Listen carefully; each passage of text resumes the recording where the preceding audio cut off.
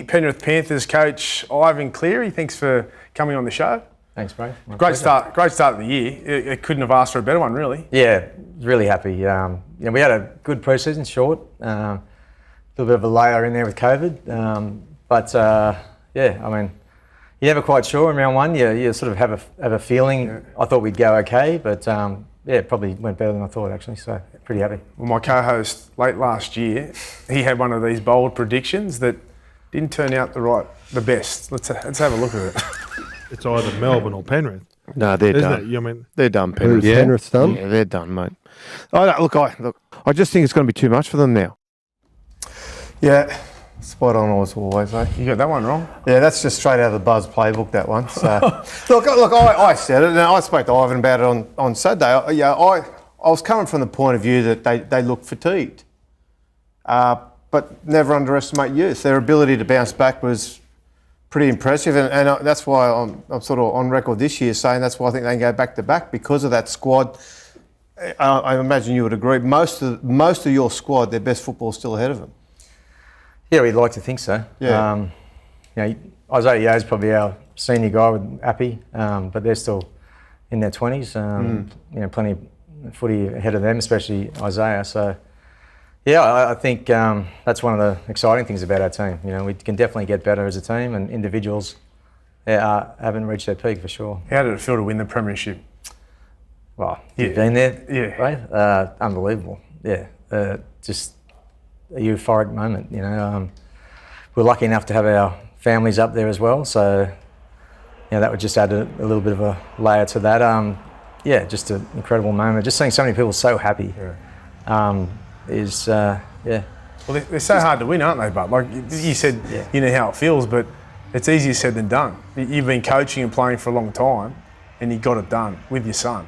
That's pretty magical. Yeah, that was a little surreal, I must say. I have been, but I suppose certainly in my coaching career, there's a lot of the times when you probably weren't even thinking about winning a premiership. It was more survival, or trying to climb up the ladder. So the last couple of years has been a different experience. So what about that backstory, Ivan, to your 350 games coached, which was more than 100 games more than anybody else had gone before winning a premiership, and it became a bit of a talking point throughout there. And I know, you've got no control over that. You go out and you coach. You made a couple of grand finals before as a player and coach, but to go that long. Was there a part of you thinking to yourself, like, what am I doing wrong here? Or is there something here that I haven't noticed? Like, were you starting to examine that? No, I wasn't. As I said, a lot of my coaching career... You've been building? Yeah, even the 2011 Warriors team, we finished 6th that year. We made a prelim, finishing 8th another year. So... we did well in the semis, but it wasn't like it was, we're right up there all the time. I definitely thought before the game, if we lose this one, 2 in a row, that's going to be tough. So people ask, what's it like trying to motivate the players?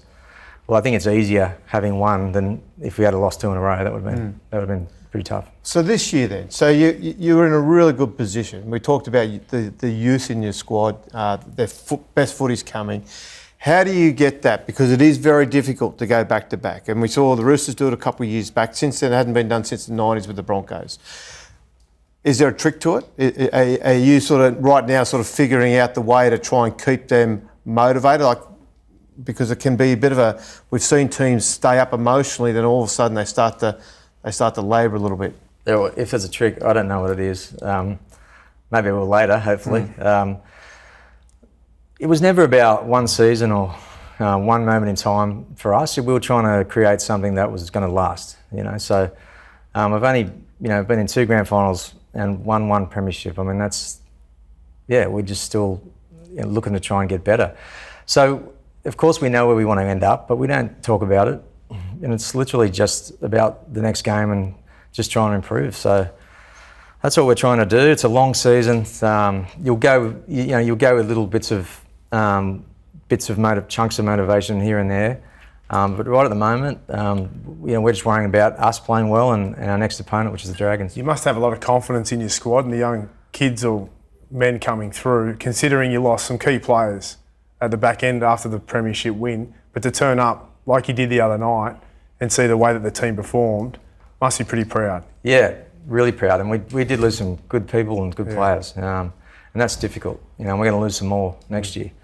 But that's the system, you know. So, and other teams have done it, and you've just got to try and find a way. So, you know, we focus more about, you know, team and culture. And if we can try and, you know, it's important for us to bring young players through and maybe pick up some guys, you know, out there in the marketplace. What culture do you want to build there? Well, I mean, it's obviously you're having a lot of success already with it, and they're buying in.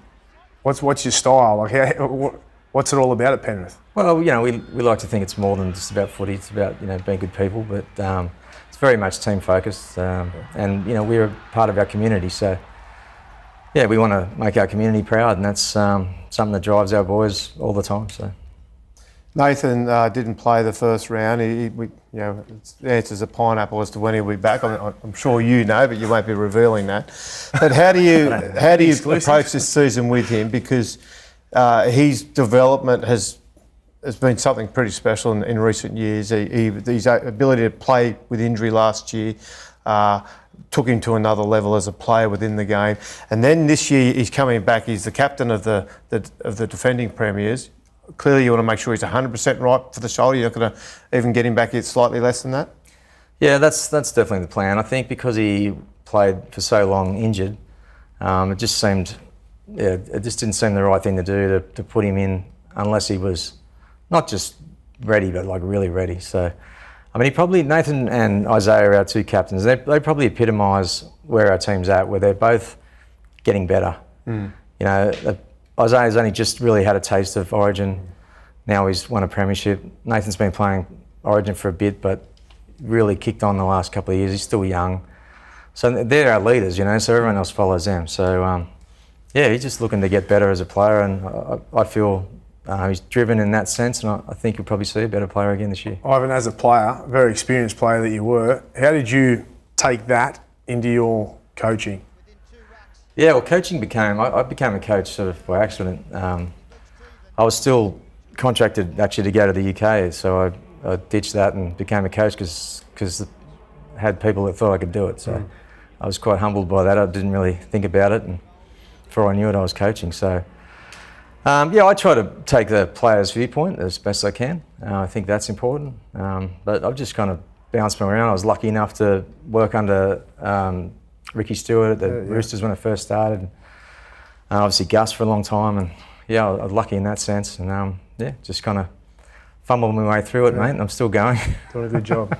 One of the things we're seeing out of Penrith, Ivan, is the way they're playing, and I think we've already seen signs a few other teams this year have started to sort of look at your style with the way you use Isaiah Yeo as a link man, and it's another evolution in the game. Can you just sort of talk us through how that came about, what you actually tried to achieve, and how it's working for you? Yeah, it's still a bit old school, actually. I think, you know, when I suddenly started watching footy and started playing, like, the lock forward was the kind of guy that could do everything. Although he was probably burdened by a lot of tackling and stuff. So, yeah, he's just sort of, he's just picked that skill up over the last couple of years. Trent Barrett had a lot to do with that when Baz was doing our attack, and he really encouraged him to do it. Yowi's the kind of guy who's quite conservative in nature, very much a box ticker, and he had to kind of develop that confidence in himself. So he was always a good runner, and now he's got both, and he works the balance really well.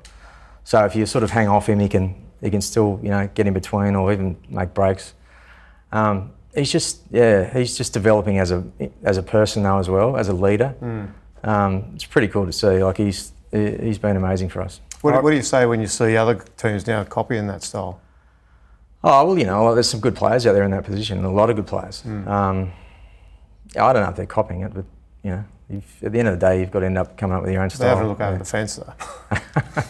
Oh, well, that's good. You've got to do that. That's a threat. The back three, Ivan, so important in today's game, aren't they? And the back three for you guys, unbelievable. And again on the weekend. Yeah, you know, that's certainly been a big part of the evolution of the game is wingers and fullbacks making meters. You know, we have a good balanced back three at the moment between Charlie, Staines, Dill Edwards and Bizzo. Like they're all different. Yeah, but they all combined quite well. So, Dill Edwards in particular, he's had an incredible pre-season. I think we've all spoken about how he played through injury through that final series. I think that's just really given him an extra boost of confidence. And now just being able to run around with 2 good feet, I think is probably helping him. So, yeah, it certainly helps us. So you're sitting there nice and relaxed at the moment. We see a lot of coaches in the box get wound up, and you're not one of those coaches generally. You handle things pretty well. And the whole out of Penrith, back into Penrith, the way you've handled all that, how do you deal with the pressure? Do you actually, are you a guy who feels it and has to find a way to deal with it, or is it generally just run off you? No, I definitely feel it. Yeah, absolutely. So how do you deal with it? Oh, I've got a couple of different ways, but it's mostly family and friends, and I've got a couple of things I'd like to do outside of work just to kind of clear my head. Do you fish? No, I don't fish, but golf? It involves the ocean. I like playing golf, but it's a tough gig, but that's what you put your hand up for. I've been lucky. The last couple of years have been amazing, but yeah, it can be tough too. There's no risk about that.